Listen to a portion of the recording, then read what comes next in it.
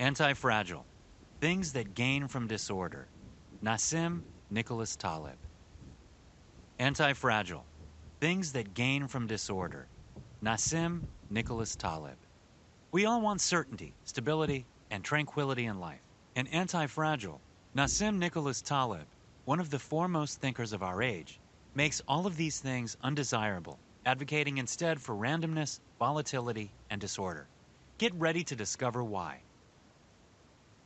Damocles, Phoenix, and Hydra. According to a Roman retelling of a Greek myth, Damocles was a fawning courtier in the court of the Sicilian tyrant Dionysius II, envious of the high life the king seemed to be leading.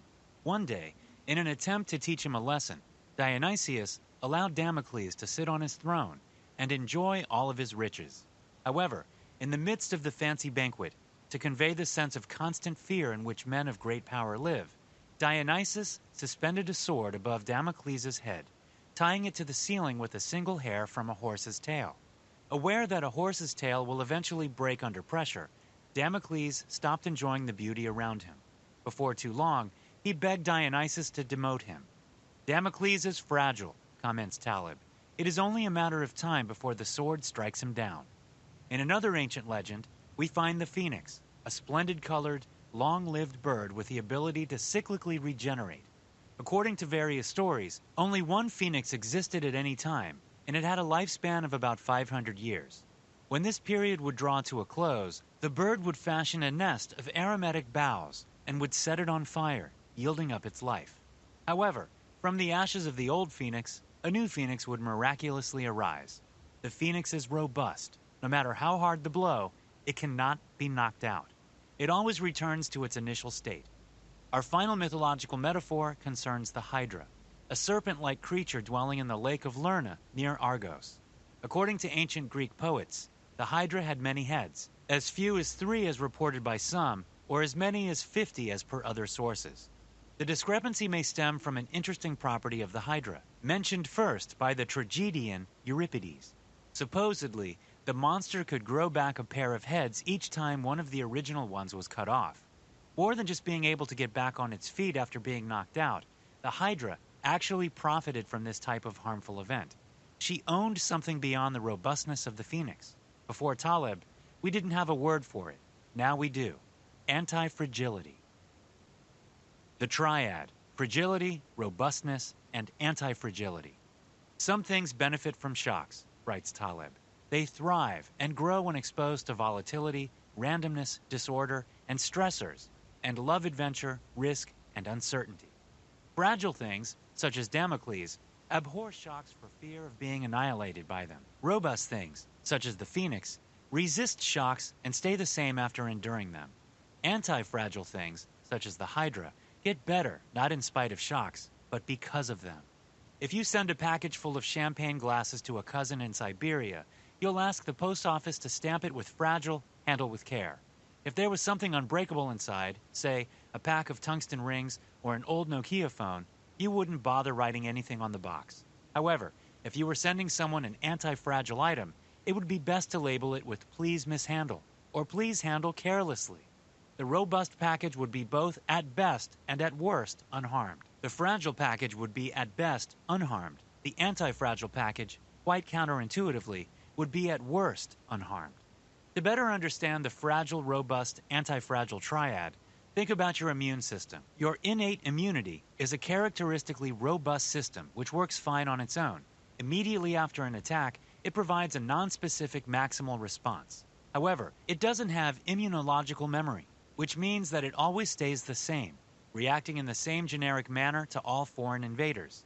Since pathogens evolve and we constantly face newer and newer threats, this strategy is not the optimal approach for the well-being of complex organisms such as humans. That's why most vertebrate animals have evolved a second layer of protection: adaptive immunity.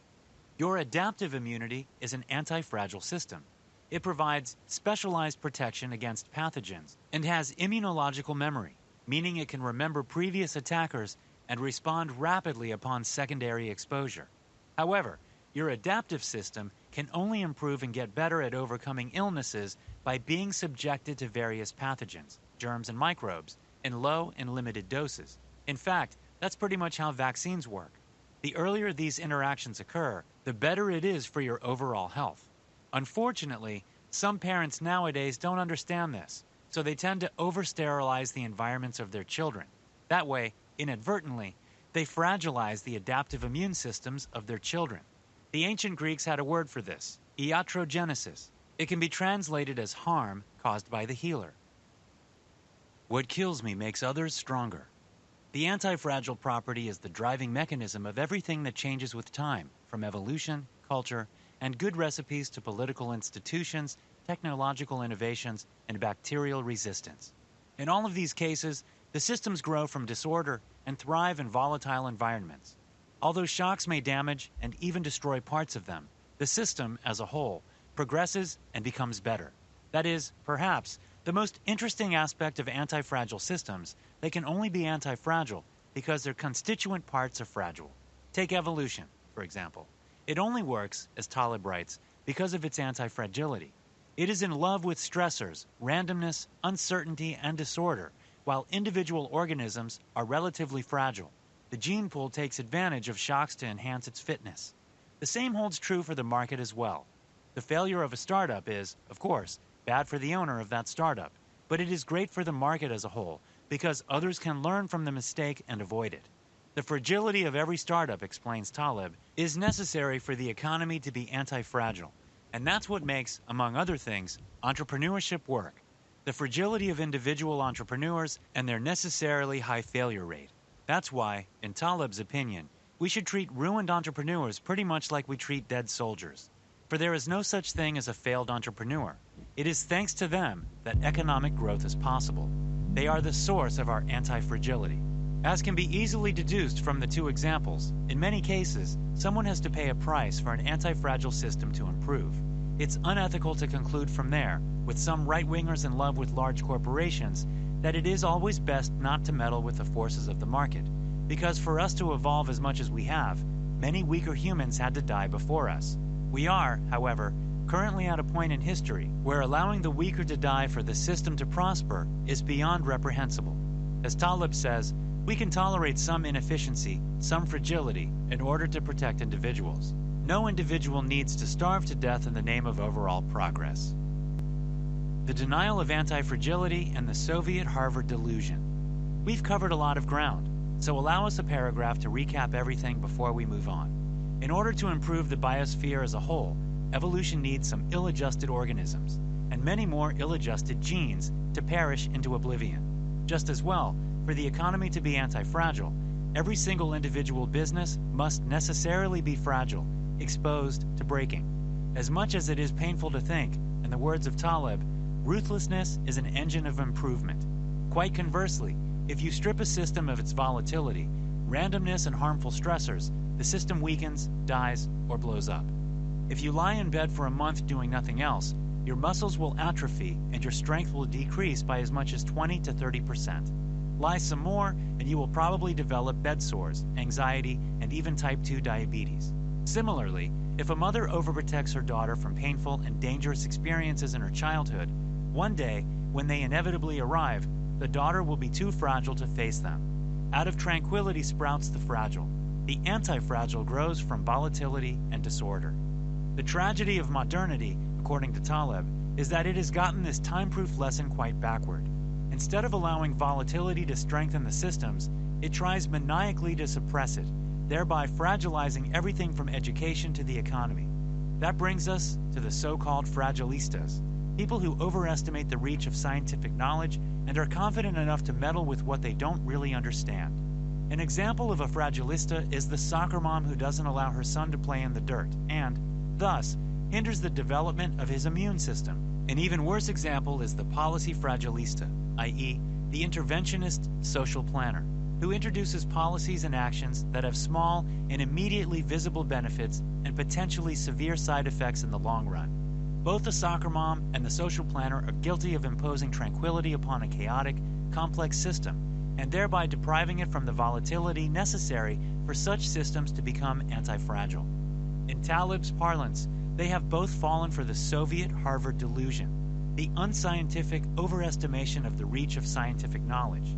In plainer words, They are naive rationalists who treat complex systems like washing machines. That is, like simple products with predictable mechanical responses that can be easily decoded in the detailed user manuals. Needless to add, the writers and interpreters of these manuals are, once again, the Fragilistas. On the subject of turkeys, tourists, butchers, and black swans.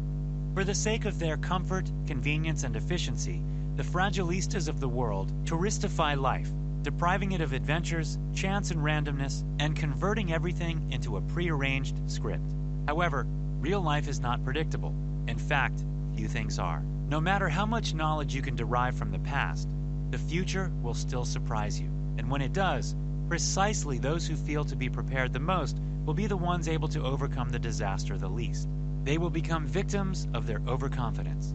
To understand this better, imagine a turkey being fed by a butcher for a period of 1,000 days. Now, imagine an alien, preferably a Star Trek Vulcan, observing the situation analytically. He has no idea of the identity of any of the species, so every single day he's getting more and more certain that butchers love turkeys. But then, one Thanksgiving, the butcher will stop feeding the turkey and will instead kill it. In other words, at the exact moment when the confidence in the statement that the butcher loves turkey is at its maximum, the belief will have to be revised, but by then, it will be too late. In the story, Thanksgiving is a Black Swan event, that is, an unprecedented event with severe consequences. Naive rationalists, such as the alien observer, as well as human systems who fear and thirst for order, are exposed to serious harm from Black Swan events. The more confident the turkey is that the butcher loves her, the less prepared she will be for Thanksgiving. Once again, overconfidence leads to fragility. So, our mission in life, comments Taleb, becomes simply how not to be a turkey, or, if possible, how to be a turkey in reverse, anti-fragile, that is. Anti-fragility at other people's expenses. Not being a turkey, according to Taleb, starts with figuring out the difference between true and manufactured stability. By now, you should be able to figure out the difference yourself. True stability is, paradoxically, a long-term product of constant small shocks, while manufactured stability is a temporary consequence of man-made ironing of randomness. About a century ago, Vladimir Ilyich Lenin tried to smooth out the randomness of the market by centralizing the economy of the newly formed Soviet Union. By doing this, he acted as a naive rationalist, a tourist, a fragilista. By robbing the economy of the minor shocks and stressors it needed to adjust in step, Lenin made it more susceptible to future Black Swan events. Swept under the rug, the mistakes multiplied over the decades and exploded in a cataclysmic series of events in the early 1990s, bringing about the collapse of the Soviet Union. Lenin did something a few people were allowed to do in the past, but many policymakers regularly do today. He transferred the anti-fragility of the system to the ones who least understand its complexity. He was the one making all the decisions, but he was not the one suffering the consequences of the eventual failures. To make matters worse, he even benefited from them. There are many Lenins around today. At no point in history, bemoans Taleb, have so many non-risk takers, that is, those with no personal exposure, exerted so much control. Robert Rubin, the 70th United States Secretary of the Treasury, is a good example, or rather, a very bad one. Taleb says that he represents everything that's bad in America.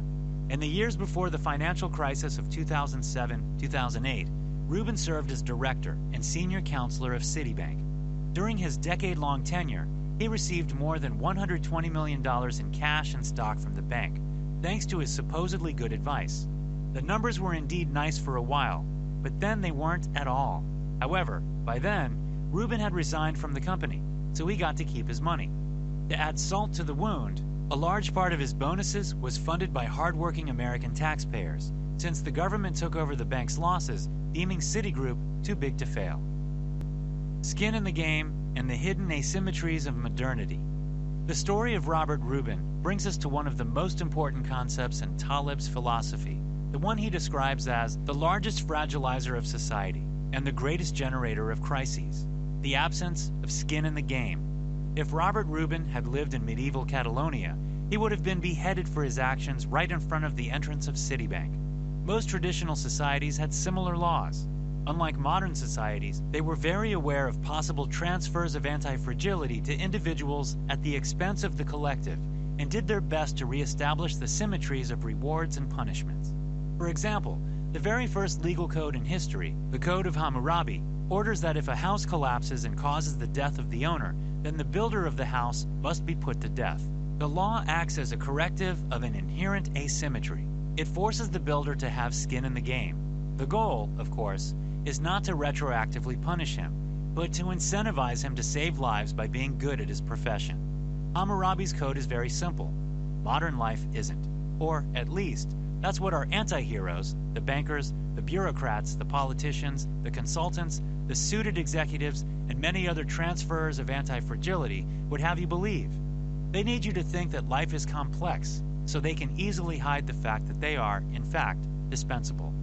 Older societies celebrated real-life heroes, that is to say, bold individuals willing to put not just their skin, but also their soul in the game. These heroes, be they artists or philosophers, maverick scientists or knights, went beyond taking the risk and keeping their own downside.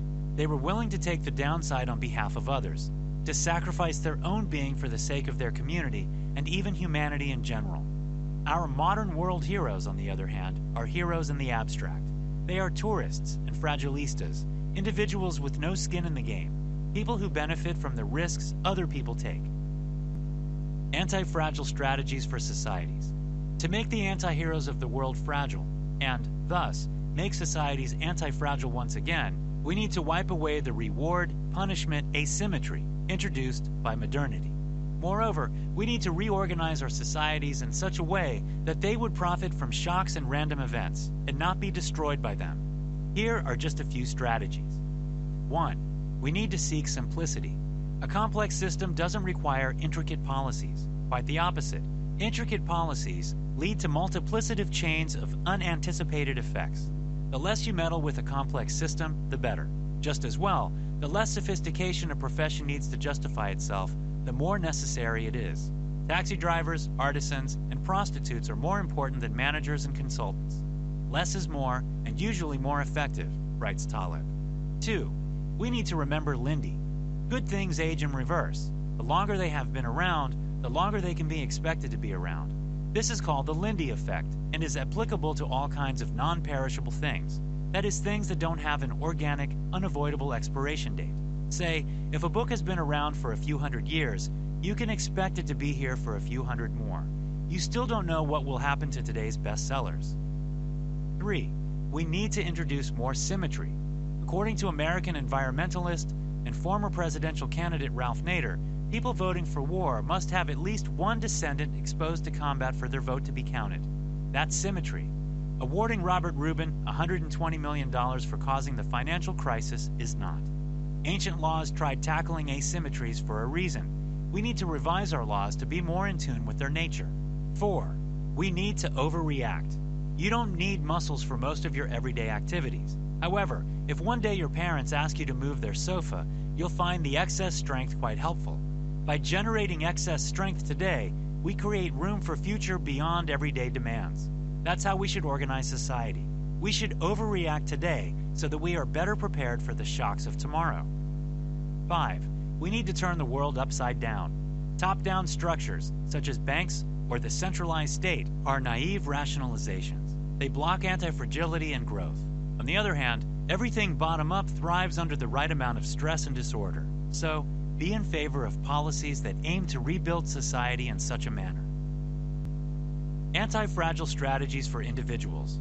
To round things off, let's overview a few anti-fragile strategies for individuals as well. 1. Trust your grandmother. Grandmother wisdom is Lindy. It has stayed with us for centuries because it has probably worked for centuries for all the grandmothers in the world. Otherwise, the ideas wouldn't have survived. That's why, as a rule of thumb, grandmother wisdom is vastly superior to the wisdom of business schools. For one, it is not theoretical, but empirical. 2. Don't bother with theory. Be a green lumber.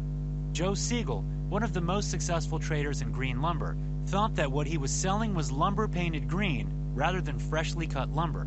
Jim Paul, on the other hand, lost everything despite having developed a grand intellectual theory of what causes the price of green lumber to move. Soviet Harvard knowledge doesn't translate into success. In fact, quite the opposite. The more someone studies something, the less obvious some elementary things become to them. The world is far too complex to be mappable. Don't try to understand it. Just try to live happily in a world you don't understand. Evolution does not rely on narratives. Humans do, writes Taleb smartly. Evolution does not need a word for the color blue. 3. Be a flaneur, not a tourist. Tourists try to suck volatility and adventure out of life.